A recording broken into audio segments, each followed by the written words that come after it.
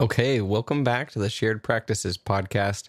I'm your host, Dr. Richard Lowe, and I've got with me George on the line. George, how's it going? Doing good, Richard. I'm excited for our joint episode today. No guest today, just me and Richard, and I think we're going to kind of summarize a big topic that we've talked about quite a bit. Yeah, we've decided that we have not beat the dead horse of valuation and evaluating which practices to buy and to pass on and how to narrow everything down. We haven't beat that dead horse enough. So we're going to do it one more, recap everything from Hunter's episodes, from other episodes we've had, from Matt Porter, and kind of bring it back all in. So I'm really excited for this. This is kind of like our take on practice selection. So, George, you've got some really good thoughts on this, and rather than beat around the bush and talk about something else, let's just dive into it. Sure, and I want to frame the conversation kind of in the course of our season. I think we're taking a turn from evaluating the practice to maybe doing selection, which in hindsight probably could have been done first. But we'll talk about selection, and then I think we're going to transition into transitions themselves. I think this is kind of a nice episode to finish off on. How would you differentiate practice selection versus practice valuation? I'm happy you said that. There's a big difference, and Hunter alluded to it at the beginning of last episode. So you can find a great practice, and you can, or maybe just any practice, and you can assess how much it's worth. Mm-hmm. That's a valuation. What is it? What is its value to the buyer? But that doesn't answer the question of should I buy it? Right. And so practice selection is which practice should I buy, and valuation is for what price. So I think we probably could start with, and today we're going to start with, what practice should I buy? If you were just looking at valuation, you could have a Medicaid practice that's like very pedo heavy, that's a great deal on paper, but if you don't want to do Medicaid and work on kids, it's not a good practice to buy. So that's kind of an obvious example of that, but I think understanding up front what you want and why you want it and what you're willing to negotiate on and what you're not is kind of a big part of this that we're going to dive into. And, I think, people have been kind of emailing me back and forth, and, I've probably looked at, in the time that I've been, helping out people with practices, probably 2 years now, I've looked at probably more than 100 deals, and it's been awesome. And so I've seen this large variety, and kind of a commonality I see among buyers is they'll have this great practice and they're like, is this the one? Do I pull the trigger? Yeah. And that's, they want your blessing. They want you to just say, yeah, this is your practice. I can feel it. And, for me, I always wondered why they have such a hard time, because for me, it was so easy. I saw the practice, and like the next day I knew it. The second I got the P&L, like a couple hours later, I got my paperwork that I got, a couple hours later, I knew it. That was it. And, I think for people, part of the reason why it's so difficult is because they don't know exactly what they're looking for. And so that's where I want to start, is identifying, either if you're in the middle of your search or if you haven't started yet, identifying whenever you do start. Wait, but I want to go back. This is good. So you said that you knew the instant you saw it, like within, looking at the numbers and everything. And first off, you're an odd duck, and we know that. Like, you are not the average fourth year dental student. But the fact that you've been looking at practices and digesting the financials gave you the ability that when that one finally came along, you knew not only what you wanted, which is what we're going to talk about first, but you also knew what that should be worth and what the potential was. So it's like you had a baseline, you had a vision, and you had the experience of looking at practice after practice after practice. And so when that one came along, you could pull the trigger with confidence. And no one else has that. Like, I don't know of any dentists who look at this many and run the numbers on and understand at this level that many practices. So it's pretty phenomenal that you've done that. And so we want to try and convey some of that experience that you've had to our listeners. I think that's well said. Again, I don't expect other people to be able to do that. Guys like Hunter probably can, but yeah, because they're in the business of buying practices. But most of us are not in the business of buying practices. We're in the business of dentistry. We want to help people. We want to do dentistry. But this one decision that we make, we can really screw it up or find a great deal, and it's going to really affect the rest of our career. So it's hard to do this only once. maybe twice, maybe 3 times, worst case scenario, if you're kind of bouncing around different states and different moves and buy and sell a couple practices, no big deal. But it's not something you do enough to get really good at it unless you're intentional about the whole process. Yeah. And, I'm just going to make one more point before we move on. It's funny because you do the decision once, but it has such a big effect on your future income for a lot of years. Yeah. So, if people are wondering, why are we talking so much about one thing that I'm going to do one time? It's because of the impact of that decision. It's huge. And so I think I'm good to move on to the vision on the kind of things that I would, if I was doing this process again, I would make sure I knew about myself and what I was looking for. Do you agree, Richard? Yeah, no, and I love this. I'm excited because I feel like we've got some specifics here. I'm all about specifics. It's like when people say, know your practice vision, like my first thought is like, okay, I want to treat patients in a good way and I'm happy. Like, what would you define as some concrete examples of practice vision that someone can define? Sure. I'm going to kind of list them off. I would start with the number of operatories. That's kind of the big one. And it's very easy to cross off practices. Like for my wife and I, we're 2 doctors, so we needed more rooms. So I would just make sure, and I'll get into specifics later about us, but just the number of ops you need, bare minimum. That would be the first thing I'd look at. If it's okay, let's dive into these a little bit. Because like I'm thinking about a 4th-year dental student who's not George. And for them, they had 1 operatory in dental school. And they didn't have a hygienist that they were checking exams maybe, or maybe they had something like that at their dental school. But for the most part, like what would people like, what's the baseline of thinking around number of operatories, below a certain number? Like, could you practice out of 2 operatories? What would that look like if you're doing your own hygiene or 3 or 4 or 6 or 9, what does this mean to someone who's never even thought about the number of operatories in their practice? I think that's good that we're diving into this. Hunter and I have kind of talked at length about this kind of thing. And I think 4 is the minimum that we both agree. I think any less than 4, you're really kind of strapping your future production potential. Okay. But 3 expandable to 4 is acceptable, I think. But I think just like 3 and no room for growth, unless you move to a brand new location, I would not like that. So I think minimum 4 with 1 doctor. I think if you're going to have a second doctor in your future plans, then 6 to 8 would be nice. Yeah. I think any more than 8, you'd be thinking too many fixed costs associated with that location. So you're just saying it's starting to get too big at that point for your liking? Yeah, I mean, if your facility is 9, 10 operatories, then the amount of production that you would have to produce out of that facility to bring those costs in line would be, I think, a little higher than maybe would be healthy for a specific practice. Well, and maybe you've got a big hygiene practice. So say that you're in an area that has kind of just a lot of dentally healthy patients. And so you have a very large hygiene pool, but you're not able to do a ton of dentistry on that hygiene pool. Like, it's kind of a weird zone because, like, yes, hygiene makes you money when you're not producing, but it's not as profitable as the rest of dentistry.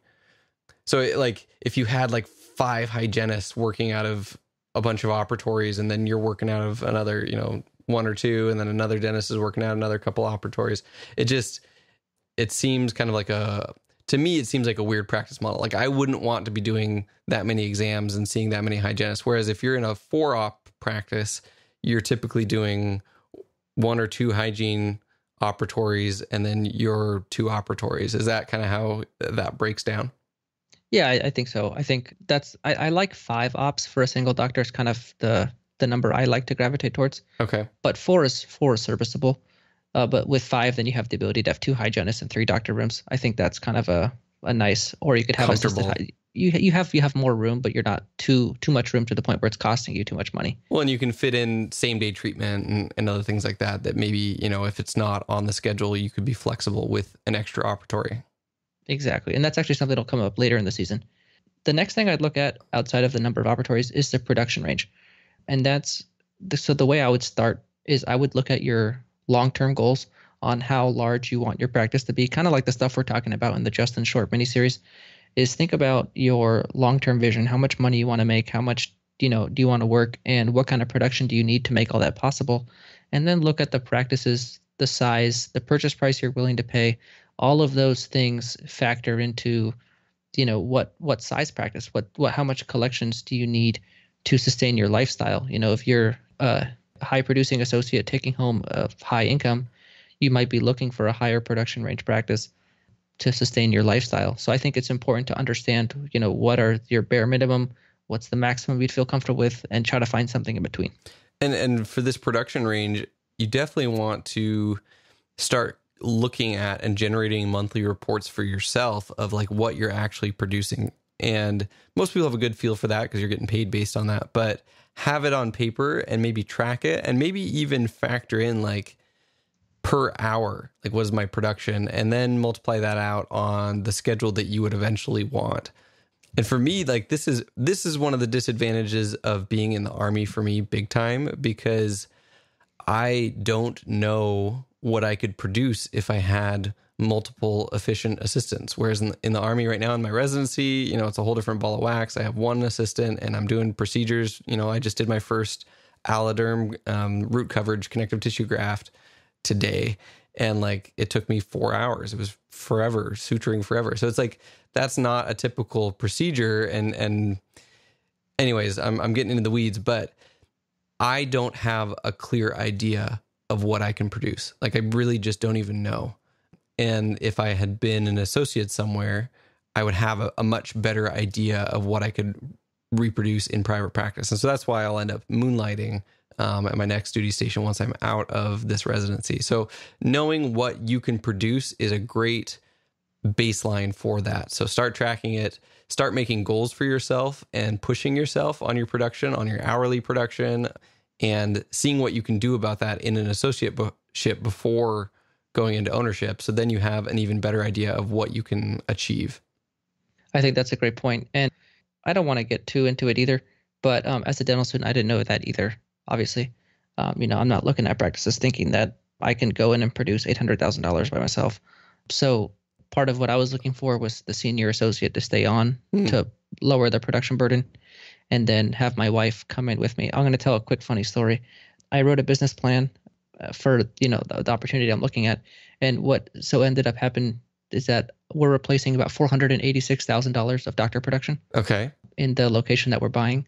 And so what ends up happening is if you look at the ADA report for new dentists, you can see the average production for a new grad in private practice is somewhere around $425,000. Okay. When you kind of factor in their statistics across the national average. Sure. I think I'd be higher, but typically when you're writing a business plan, you want to go with the averages. So what it ends up being is if, we're adding a provider with my wife and I coming in to replace one doctor. So it ended up being, it was like a less than 3% chance that we don't increase production in the practice. And so I wrote that in my business plan, even though like their biggest concern with dental students is that they're going to not be able to meet the production. Sure. I wrote there's a like 3% chance I meet it, 97% chance it increases.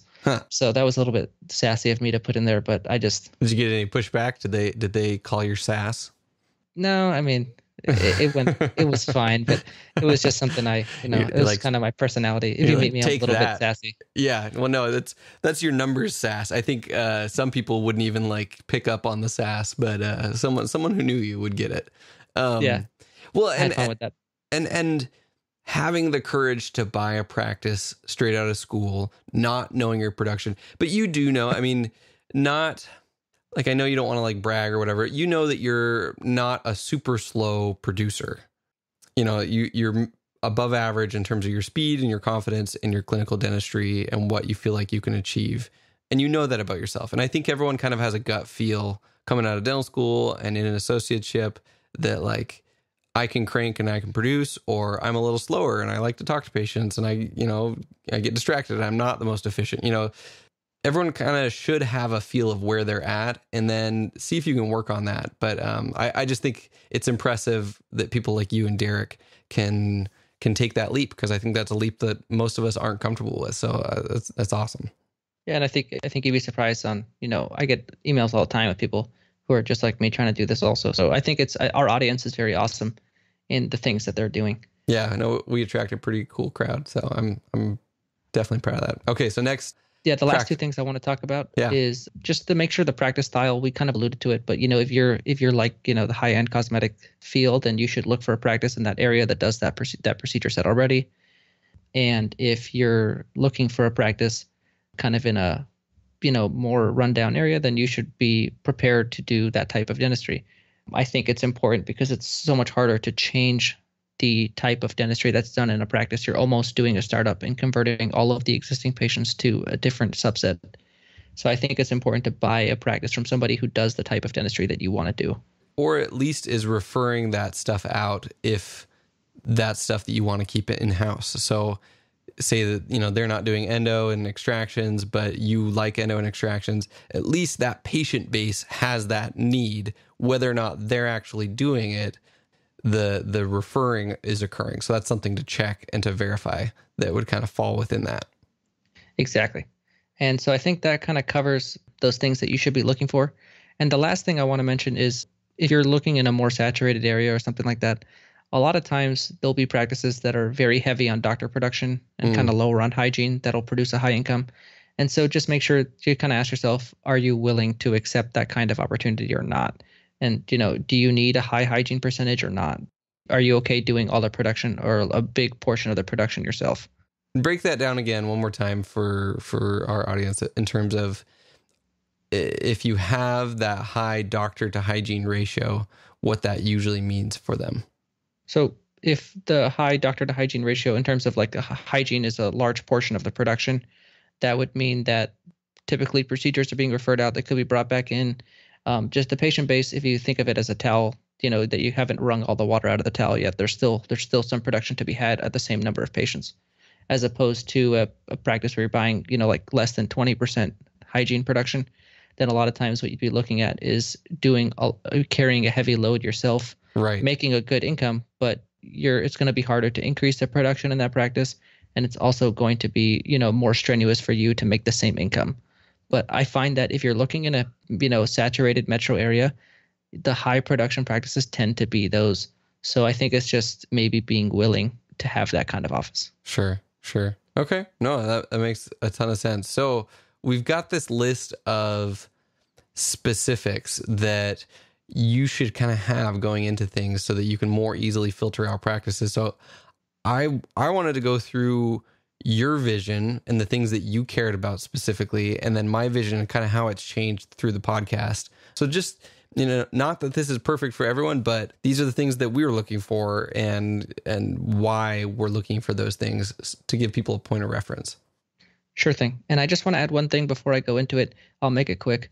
It's just when you make your list, try to figure out what are your non-negotiables and what are your negotiables so that you know where to hard stop on certain opportunities and not to look at things that don't meet those non-negotiables, but then to maybe be open-minded, because when you go through this process, a lot of things will come up that will make you change what you previously thought or maybe wanted.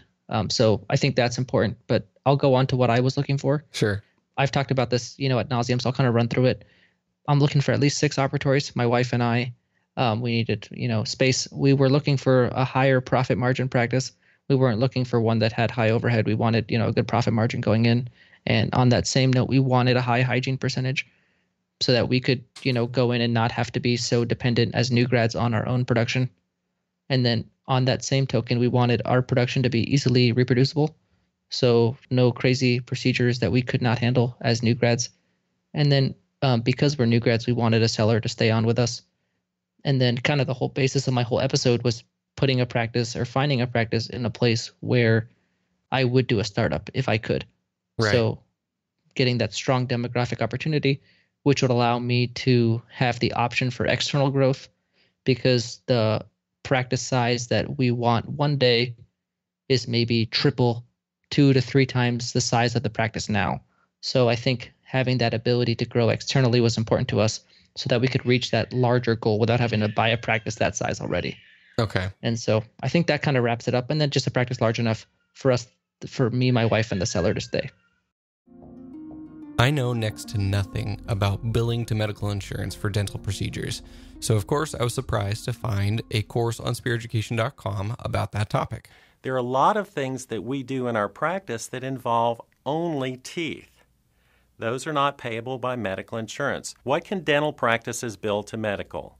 Well, let's start with the basics. Examinations, consultations that are probably being given away, two-dimensional radiographs you're already taking, and CT if you have it. Any trauma to the maxillofacial area should be billed to medical insurance, including damage to the teeth. And doctors, if you operate on bones of the face, such as the maxilla or mandible, those surgical procedures are billable to medical insurance. And the things that you need to perform the surgery are also billable to medical insurance.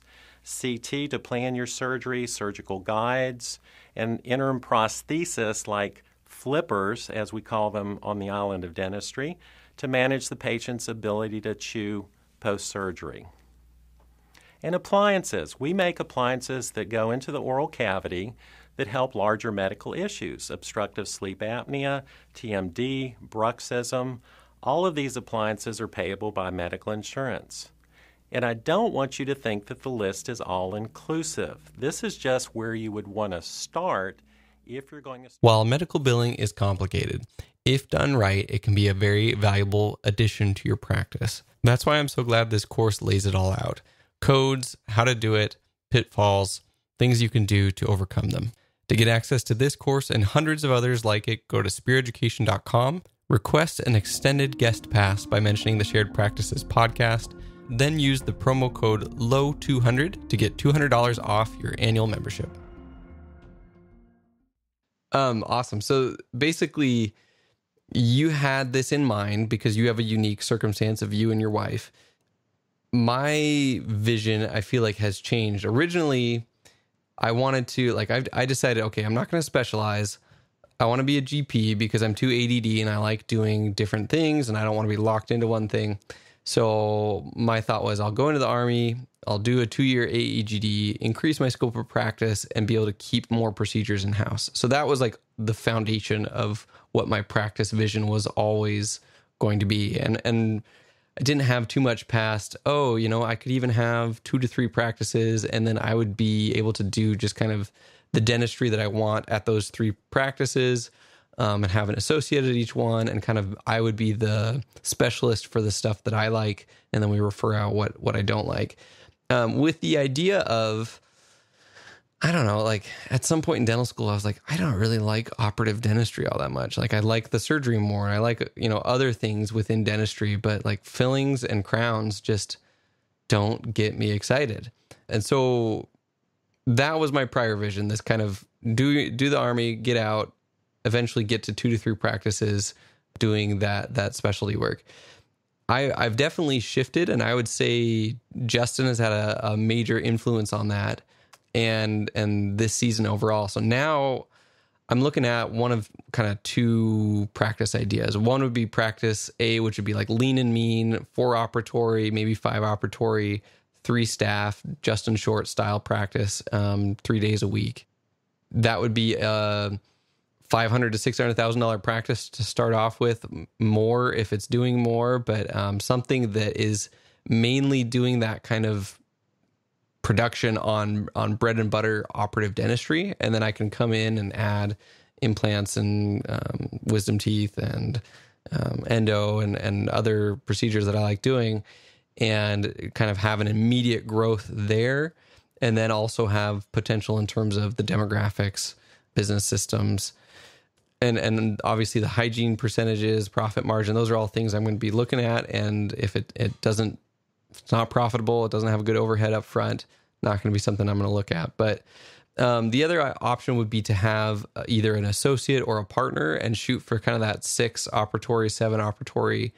But same idea of like doing 3 days a week of personal production. And I kind of feel like an arrogant jerk saying that. Like it feels weird to say like, yeah, I think I can crank, and eventually I want to get, to be doing that 1.2 on 3 days a week. Like I feel arrogant saying that because I don't know that I can do that, but like Justin Short has raised my vision and like made me want to have that type of lifestyle and to get dentistry to provide that for me. So I don't know, is that weird to you to hear me say that, or does that feel arrogant, or does that totally feel like possible and normal to you now?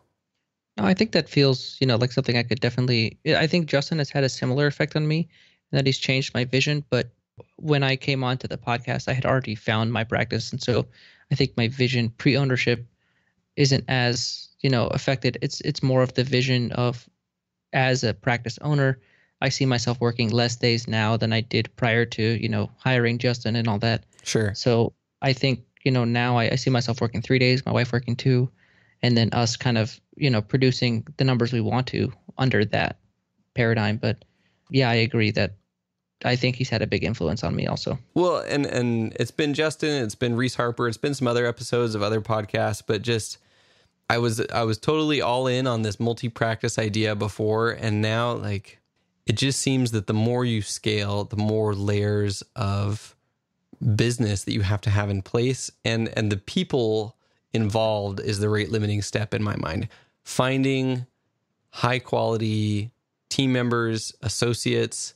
We're going to do an interview with Jake Stimmel, who's been on the podcast before, but he has been trying to match associates up with practices for Kira Dent. And it is an extremely difficult process to like deal with people who think they know what they want, but they've never worked anywhere before. New grads who, they say, okay, I just want to make this amount of money, and they don't understand how production is tied into all this. And then practices that think they want X, Y, and Z out of associate. Anyways, it's not as simple as it would seem. And every time you go to another location, I've known a few dentists. Matt Standridge is one of my good friends that he had 2 practices and had to close the doors on one of them. And I'm not as keen on the Hunter Smith multi-practice business model anymore. I think you can do really well with one finely tuned cranking dental office that is really doing everything right. So I think that's the main shift that I've had. But overall, I also know that I kind of want to be doing more complex dentistry. So I want to be working with potentially an older patient base. I definitely need people with disposable income. So a lot of the demographic factors that you had talked about and over 50K income or over 100K income, that's great. But we also are willing to go more rural. So we're looking, Southern Indiana is kind of like our default right now, but the Army might send us somewhere next that might have other opportunities, and we might fall in love with it there. So we're looking kind of Western states, Indiana, and wherever else the Army sends us in the meantime. So that's kind of where I'm at with my vision. So now, and I apologize to anyone who's like totally bored because we went into the weeds on that, but now that we've got a vision, so you've already got a practice, but what would be your next step? If someone could come to you and describe to you the practice that they wanted and their practice vision, what would you tell them to do next? Well, I think that's kind of what I was talking about with the, getting your negotiables, non-negotiables. So once you kind of have all that in place, then I think you just start looking for opportunities. And I think what you'll find is it's so much easier to find an opportunity, maybe not find it, but identify it when you found the right one, when you have that additional layer of work done beforehand. I do want to make a quick note, though. I don't want to go on too far before I talk about one more thing. Sure. I find it funny that Justin, his effect on me hasn't been to cool off my desire for multiple practice ownership. I think it's something that I had been maybe not as excited about as I once was before meeting him. I think what Justin, the influence he's had on me for maybe our more entrepreneurial audience, and this is something I talk about with him, is freeing up my time to pursue a more entrepreneurial path while still maintaining that same income. And that's something that I talk to him about a lot is, the reason why I chose him is not to have one practice. I don't think that's like a Justin Short thing. I think it's I think it's just having a high producing practice in fewer amount of time and then using that time differently to be more entrepreneurial, whether that's multiple practice ownership or something else. Right. I think it's cool. I think 3 years from now, I'd be excited to see what our podcast is like because I think I'll actually have done something. And so I think it'll be cool to see, the dynamic that we might have then. Anyway. No, absolutely. And I completely agree. I think for me, I've realized the income that one practice can produce for the effort and time you put into it can provide for me the lifestyle that I want without which my entrepreneurial desires from that point are going to be more podcast, education, real estate, rather than expanding within dentistry. I feel like for me, I've realized dentistry doesn't scale naturally.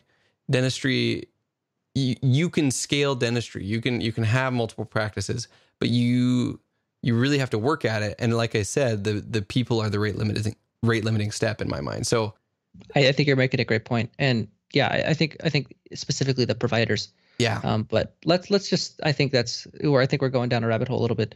I'm going to kind of bring us back. It's such a fun rabbit hole. Okay, cool. But it's not season 2. Okay, fine. So we talked about identifying the right opportunity. And that's so much easier when you have a predetermined list of the things that you're looking for. And the point I want to make is overpaying if you have to, for the right practice is not a bad thing. Yeah. Because, the amount of time you're in this practice and the income potential, the way I arrived on the price that I offered was the seller told me how much they wanted and I did evaluation and it fit within that range. So I gave them that much money and it was very simple and they were happy and, it was fine. And, I think so much like in the last episode, Hunter, we talked about, I think it was the female doctor, the accountant told her to just offer 10% less just because. And if it's the right practice, there's no reason, I think it'd be, I'd be more likely to offer 10% more than 10% less, because you just want to get the deal. Yeah. These practices are hard to find. So when you find one, just get it. Well, and I think the market right now, because we have practices being bought up by DSOs and, all sorts of things, you don't have a lot of negotiating power in terms of being a buyer. I also think that we all have this inherent desire to not get screwed. I've got a buddy who, says one of my best friends, Caleb Stott, he said that one of his worst fears is like feeling like he's been taken advantage of. So it's like, you want to win when you go into a negotiation. Like you want to come out being like, yeah, like I got this and I got such a good deal because I did this, this, and this. And like, I was a smart negotiator. And my mindset on how that negotiation process should occur has completely changed by talking with Hunter and talking with Matt Porter and other people we've talked with this season and doing exactly what you said. Being willing to overpay for the right practice is the mindset you have to have. Don't necessarily do it if you don't need to, but that goodwill and the value of that practice cannot be overstated. Yeah. And the other point I want to make to that is the market value versus its worth. Okay. The market value is it's what it's listed for. It's what it'll probably sell for, but the worth is what it is worth to you as a buyer, and I think it's so important to differentiate because nobody is going to sell their practice for what you think it's worth. They're going to sell it for whatever its market value is. And, it's up to you to do the valuation to find out, is it in fact worth it for me to buy this practice? If it's not worth it to me, it'll probably be worth it to somebody else. Well, and that's another one of those, both Hunter and Matt Porter talked about this, but Matt talked about the idea that brokers shouldn't be using practice potential as a factoring decision or a factor on the price. But that is something you as a buyer have to be calculating is the potential. And that's like the whole point of this whole exercise is, for me, what is my potential for this practice? And do I get to that market value? Does that match up with that worth for me? And that's what we're going to do. So, and the last thing, I just want to say one more thing before Sure. we talk about specifics. For that person who's frugal, I'm frugal, like, I like to get good deals on things. So to kind of put your mind at ease, you win the negotiation by buying the practice. So if you get the right practice, you won. The buyer wins every time, and the seller loses because the seller is selling an asset that is worth a lot, and the buyer's buying it, and they just got a lot of income for a very long time. So, if you think like, oh man, I don't want to pay a lot of money, I think to think about it as I just got a great practice is the winning the deal. The buyer wins almost every time. I mean, they're killing their golden goose. I mean, they're basically their cash cow. They're sacrificing it to cash out. and you now have this amazing income producing asset. So that's a great way to phrase it. I like it.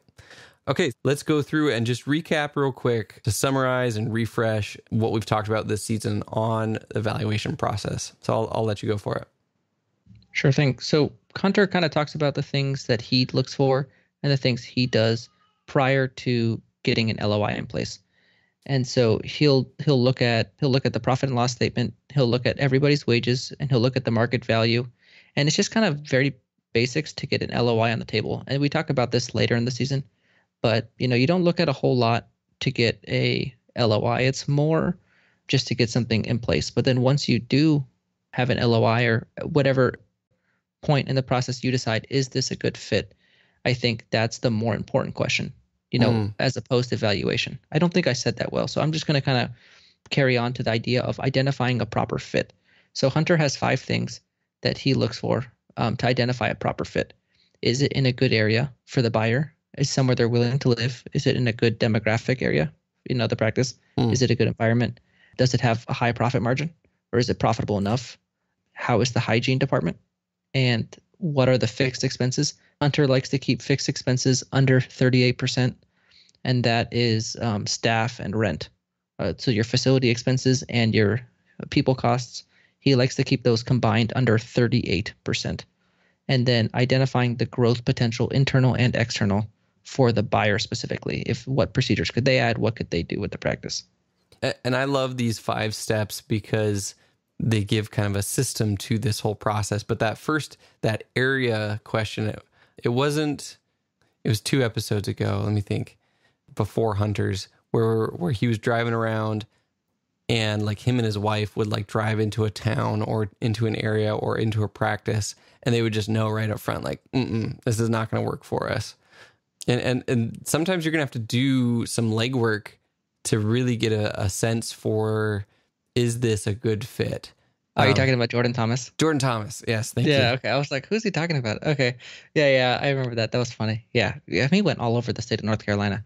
So, he went to an area, nope, and just left. Yeah, and I think if you're doing it the way that he was doing it and kind of creating a very broad net where he's trying to capture these potential practices, you're going to have to put in some legwork, but you could end up doing a lot of due diligence on a practice that is completely unnecessary, that the most important thing you should have done up front was to go drive to the area, drive to the practice and realize, okay, we can't live in this town. Or, you know what, like this is a cute town and, even though it doesn't have our Costco and our Trader Joe's, like we could deal with this and this is a good fit. So that can't be overstated. So area, profit, hygiene, fixed expenses, and growth.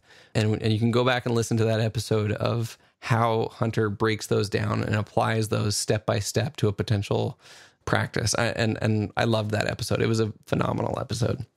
I'm going to just talk quickly about area in terms of Jordan. He went to find these practices. After a practice contacted him, he went to the area. I kind of did it backwards where I looked at the area I was willing to live first and then looked for a practice in that area. I couldn't go without saying that. Just 2 very cool ways. I love those 2, contrasting ideas. Yeah, well, and it goes also to like David Maloney. Like he decides to set up shop in Vail, Colorado, where it's extremely difficult and is a seasonal resort town. And it was like 2008.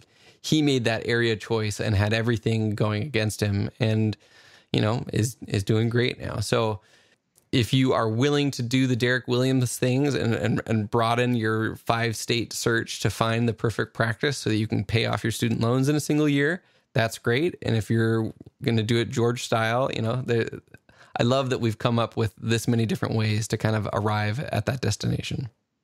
Yeah, I think I couldn't have said that better myself. So I want to go back to that idea that I talked about at the beginning about looking at a practice based on its doctor income, based on the production, versus looking at the EBITDA and the passive income from the practice. Okay. I kind of talked about it in the beginning. And so let's start with the doctor income range. So this is mainly important as the most important valuation metric that Hunter talked about for on-site owners. So if your long-term plan is to be at the practice, your single location, or you plan on being maybe 2, no more than 2, then your on-site ownership income would be based on a multiple of net income. So you take all your income, pretty much collections minus overhead. That's your income. And so Hunter wants it to be between 1.3 to 1.9, the purchase price, to be 1.3 to 1.9 times that net income. And then Matt Porter, a area specific broker, talked about it being like 1.7 to 2.5 in my market, Phoenix. So, I think it's important to know that metric is the most important if you're going to be an on-site owner, which I think the majority of our listeners will be, and to contact local brokers in your area, multiple brokers, and to kind of get an idea of what that metric is in your market. So to break it down for someone, so say that your doctor income, combined production plus business owner income, say that your take home was like 300,000, your net income. So your 1.3 to 1.9 would be like 400 to like 560 or something like that. Yeah, 560 for the price or the valuation of the practice.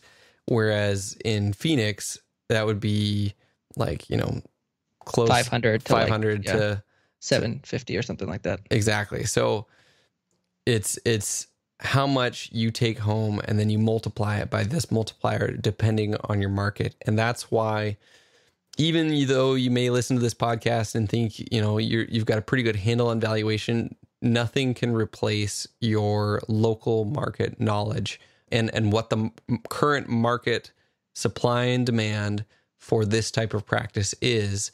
And unless you're a broker or you're George and look at 100 practices, and actually you've kind of been, doing these broker deals, you've been looking for practices for people. So you've kind of got like some broker experience. How is that going for you overall, George? Well, it's going good. A few episodes ago, we announced that we kind of released the listings page on our site. And, we released it in like 5 states, 9 practices. It wasn't a whole lot, but we've received some interest from those. But I think it's allowed us to get more. So we have more states coming. But I think what has been the best part is people have been sending me where they're looking.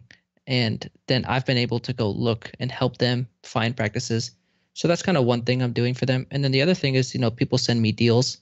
And so they'll send me, the information that they get to look at a practice, and then I'll give them my thoughts on it. Given the experience that I've been fortunate enough to have, I try to share that with other people. And then kind of the last thing is, I think banking is a very important component to this whole thing. And so helping people pick the right bank for them and weighing their options and where they are and all who they're talking to and what rates, the terms they have. So I think all those things is kind of what I've been fortunate enough to help our listeners with. Just shoot me an email and I'd be more than happy to go through that all with you. I think that's just such an important part of it, all 3 of those. And I'm more than happy to help. Well, and just to like really drive home the value in this, you have talked with brokers and found practices that meet a lot of these criteria. Like we have pretty strict criteria for these practices. So we've done some of this filtering for you so that if someone's like, well, there's just no practices to buy. Well, like, no, there actually are if you're willing to go to some of these areas. And we've listed these practices based on the filters and the numbers that meet these criteria. So when you go and look at them, they're formatted in a way that you're going to understand, oh, okay, here's the net income, here's the EBITDA, here's the hygiene percentage. And you're going to be able to take that and say, that's actually a legitimate, awesome practice I want to learn more about, and contact George and he'll give you contact info and more of the information about that practice. Yeah. And I think all of our current opportunities when we're recording this are in the Southwest, but I understand that the majority of our listeners are not in the Southwest. And that's just something that we had to do to get the ball rolling. And it's every time you do something new, it takes a little bit of time for people to kind of come around and see the value in what you're doing. So the easiest way, if your area is if you're not interested in living in an area where we have an opportunity, is to let me know, and then I can contact brokers directly and let them know in your areas and help you talk to brokers in your areas.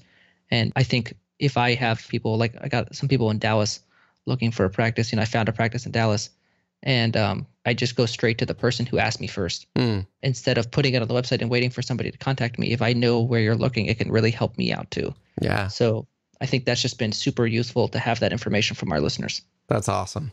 Cool. No, definitely reach out to George if that fits you. So going back to those ranges and those numbers, EBITDA is one that range is a little bit different if you're looking for offsite ownership. So describe how that works for our listeners. Actually, this is something I didn't learn from Hunter the first time. So for those of you guys who don't know my background, when I was a second-year dental student, I spent a lot of time talking to Hunter and kind of learning from him back when he had like 3 practices. Now they're going to have like 8. So, it was a while ago in Hunter's, career, but, we talked a lot. And I always thought EBITDA was just the most important thing. And so then we kind of talked about actually the doctor income for an on-site owner is the most important thing. But for an off-site owner like Hunter, who has 5 practices, soon to be 8, EBITDA is the most important thing because you're not in the practice actually producing the dentistry. So you have to pay somebody to do the dentistry for you. So you're actually more interested in the income after you pay your overhead, after you pay your associates or your partners, associates, after you pay your associates, and then what's left. And that's your EBITDA. So that range is like from 2.5 to 5 as opposed to the net income that we talked about before. So whatever your EBITDA is, typically, if you have a standard practice, EBITDA is somewhere between $100,000 and $200,000, somewhere in that range. You're 2.5 to 5 times. And there's many factors that go into that we've talked about in other episodes. No, for sure. And, Hunter, I relate the idea to the $100 out the door for rental properties. If you can have $100 of true profit on just like a standard residential rental, accounting for everything, it's usually a good deal. EBITDA, the equivalent that he kind of talked about, was like, if it's not kicking off at least $100,000 in EBITDA, it's like not even worth looking at for him. So if that's you and you're looking at multi-practice, EBITDA is the number you're going to care about. So, but there is a distinction. So, EBITDA and this net income that we talked about didn't really talk about loans and, taxes and, things like that. So how would you know, accounting for the loan that you're going to have to take out for the practice, what you're actually going to take home on these type practices? Use my spreadsheet. Okay. Plug for the spreadsheet. I'm just kidding. Well, not really. That's on my spreadsheet. But I think it's the most. I actually look at income after debt service before I look at just regular net income, because I like to think about, for the first 10 years of my career, while I'm paying off my practice loan, how much money am I actually making? Because I think that's if your debt service doesn't cover your EBITDA. So in other words, if the profit from practice ownership is not greater than the debt service that you're paying on your loan, then you are paying to be a practice owner. So all of the management, all of the staff, all those issues, you are paying to do them, as opposed to somebody like, I'm going to just kind of talk about 2 practices. So you have 2 practices doing equal. These are 2 real practices I've looked at. You have a practice that's like doing 1.2 million. And it has, $100,000 of EBITDA, and the debt service is like $145,000 on that kind of practice. So then you're actually in a deficit of about $25,000 that you are paying to be an owner, as opposed to a same practice doing 1.2 million might have $200,000 of EBITDA. That same $145,000 of debt service, let's just say they're the same price, you would then have, about $55,000 of profit after you pay your debt service to be an owner on top of the income you get from your own production. So that's just, does that make sense, Richard? I know it's a lot of numbers, but no, I love that idea. Like, I've never heard anyone break it down that way, that if your debt service isn't less than your EBITDA, you are paying for the privilege of taking on all of the extra responsibility of being an owner. And it's worse than buying a job. You're paying to have a job. So at that point, you might as well be an associate. So I think that's an extremely valuable point and way of framing and looking at EBITDA and accounting for the loan that you're going to take on the overall practice price. So that's phenomenal. I love it. Okay, good. I'm happy that wasn't too much, especially for you guys driving, to think about that. But George listens to podcasts sitting down at his computer, like listening and taking notes. I'm like, George, people don't listen like that. They're driving around. It is harder to pay attention to this. And so we've realized over time that like the way that we consume, and maybe more people do listen to him on a computer taking notes than I realize, but we understand that these concepts can be pretty deep and pretty, not necessarily deep, but just like heavy and numbers intensive. And that's why we're trying to hit on them multiple times, multiple perspectives, and then do a recap at the end. So hopefully this was valuable to people to kind of go back over this, add a layer of perspective and specificness, and kind of review some of these concepts. Yeah, and we have Richard and I have been going off of this loose outline that we made. I don't think there's any reason why we shouldn't share it. There's not a whole lot of specific information in here, but I think it's just a kind of a good list of things that we talked about in the episode. So we'll go ahead and include that in our show notes. There'll be a link to it below. Does that sound like a plan, Richard? Yeah, no, it's great. I love it. Okay.